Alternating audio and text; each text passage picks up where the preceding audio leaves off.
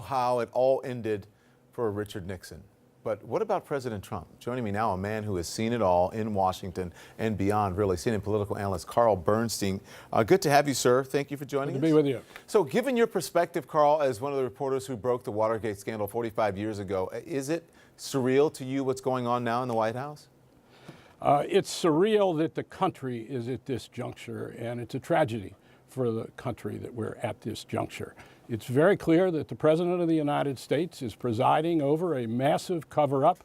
It's unclear exactly what he's covering up, but one of the differences between Watergate and this is that people in the Nixon White House largely believed, up until the end, that the President was not, in fact, covering up a great conspiracy, whereas many people in the Trump White House and many who have left the Trump White House, it is now apparent to them that the president is presiding over a cover-up and a massive attempt to keep the truth from coming out about whatever has transpired. Well, let me ask you that. You say that, but I haven't really seen anyone say that publicly, and people are going to say, what is your evidence? Because the president keeps saying, his aides keep saying, his spokespeople keep saying, no, there's no collusion, no evidence has been found. It's time for this investigation to end.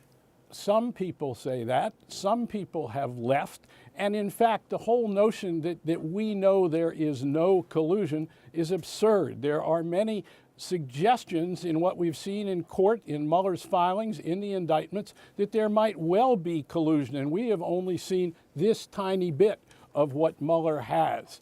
What we're seeing here, especially in the last couple days, and with what now looks like perhaps a conspiracy to fire Mueller or Rosenstein as part of a larger conspiracy to keep the truth from coming out, and to really, we're seeing for the second time assertions from a president of the United States that he is above the law. And the precedent in Watergate is that no one in this country is above the law, including the president of the United States. But clearly Donald Trump believes that he may succeed in proving that he's above the law, and he might well. You know, we heard Grassley, the senator, say the other day that it would be suicidal for Donald Trump to fire Mueller or by same reasoning to fire Rosenstein. I don't think Donald Trump looks at that as suicidal. I think there's good reason to believe, and it's been suggested to me by others,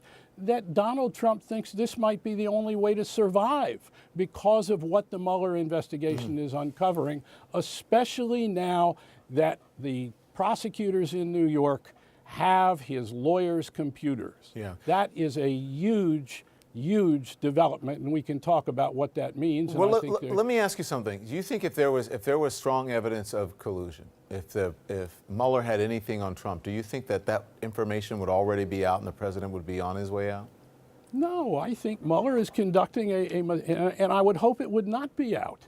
I think Mueller is conducting a methodical, legal, principled investigation. Even the Republicans on the Hill, many of them are saying this, and that it needs to go its course. And if there has been any kind of witch hunt here, you can bet that there will be hell to pay, that Mueller and any others involved in any kind of witch hunt ought to pay.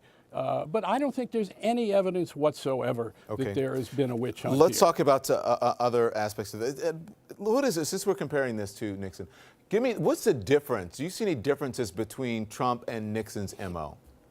Yes, look, apples and oranges. I think Nixon had a great intellect. I don't think we'd ever accuse Donald Trump of having a great intellect, and at the same time, I would never underestimate Trump's brilliance at reading the country in a demagogic way, at his political skills, which are extraordinary. But we're talking about apples and oranges. I think Nixon had a command of the presidency. He was a criminal president, but he had a command of understanding the office of the presidency and how it has to preside over the rest of the government that in fact Trump lacks. But can we go back to this question of these computers for a minute? But that's what. Let me ask you this, because this you can answer it through here, because This all started with the special prosecutor looking into Russian collusion or possibly obstruction of justice, but now you have the office of the president's personal attorney raided by the FBI with his phone and computer search. You say that those computers could be the equivalent of the Watergate tapes. Why do you mean that? What do you mean by that? They could be, because if indeed this is, and I have every reason to believe this was a legitimate warrant with a great case made by the prosecutors, by Mueller's office and others in the Southern District, that there was a great case made that this raid needed to take place because there's prima facie evidence of a conspiracy or of a crime involving Mr. Cohen, that means, in fact, that his computers contain all kinds of information that suggests he's been in touch with the President of the United States. I'd be amazed if that were not the case. Now, whether or not Mr. Cohen was stupid in keeping those computers and thinking that the feds would never get them, that's another story. But there is, under the rules of procedure of the Justice Department, there is a two-way street that occurs during the process of unloading those computers in the so-called taint process. And if anything is uncovered that suggests a conspiracy between the president and his lawyer that has to do with the Russia investigation, that goes back to Mueller. And I think there is good reason to believe that that's extremely possible, and that one of the reasons the president is so beside himself is that those computers are now in the hands of competent investigators. Well, that's what I want to ask you. Who know the procedural rules. And one of the reasons he wants to shut down this investigation, as he had all along, from your reporting, Carl, at this juncture. Do you think the president is afraid of what they'll find from your reporting? Yes, and again, I want to go back to what's repertorial.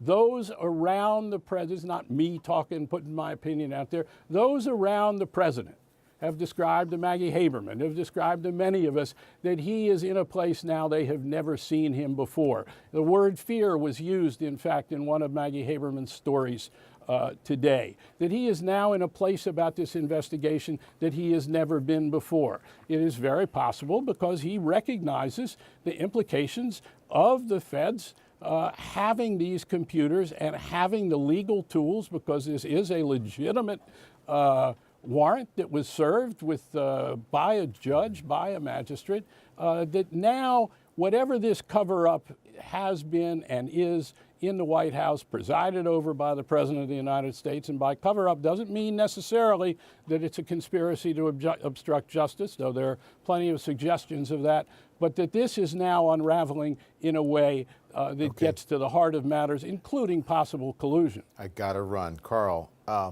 fascinating.